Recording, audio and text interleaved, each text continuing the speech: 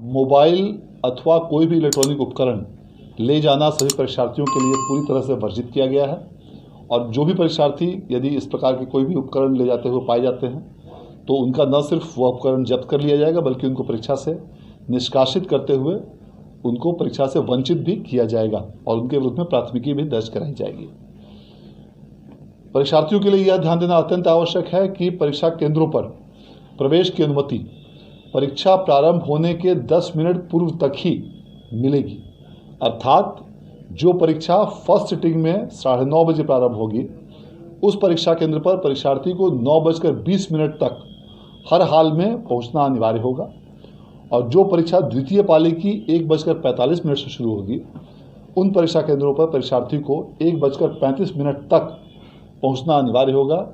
इसके बाद इस समय सीमा के बाद जो भी परीक्षार्थी यदि परीक्षा केंद्र पर पहुंचेंगे तो उन्हें परीक्षा में बैठने की अनुमति नहीं दी जाएगी। यह ध्यान देना इसलिए आवश्यक है क्योंकि ऐसा देखा गया है कि कुछ विद्यार्थी जो इसका अनुपालन नहीं कर पाते हैं, जो इस समय सीमा के बाद पहुंचते हैं, उनकी परीक्षा छूट जाती है और फिर उनका पूरा वर्ष या तो व्यर्थ हो जाता है या उनको वैकल्पिक माध्यमों से अन्य परीक्षा में कंपार्टमेंटल या विशेष परीक्षा या अन्य जो भी वैकल्पिक उनके लिए माध्यम उपलब्ध हों उसमें बैठने की बाध्यता होती है। इसलिए यह अत्यंत आवश्यक है कि सभी परीक्षार्थियों से मैं अपील भी करना चाहूँगा कि आप निर्धारित समय से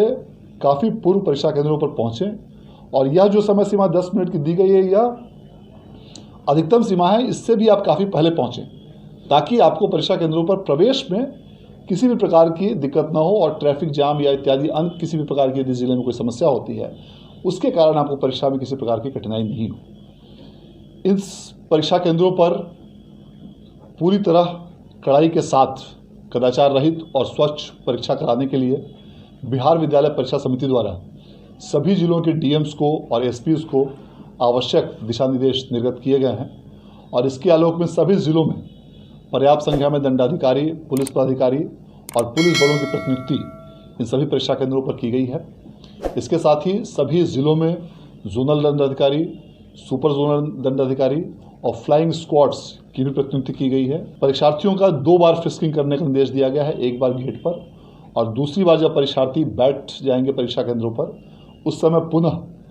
परीक्षार्थियों की दोबारा जांच कराई जाएगी और 25 परीक्षार्थियों पर एक वीक्षक की व्यवस्था की गई है और ये वीक्षक उन परीक्षार्थियों के सफल और कदाचार रहित परीक्षा संचालन के लिए पूरी तरह से जिम्मेवार होंगे और इस आशय का उन्हें घोषणा पत्र भी दिया जाना है। सभी परीक्षा केंद्रों पर संबंधित जिलों के संबंधित पदाधिकारियों द्वारा धारा 144 लागू कर दी गई है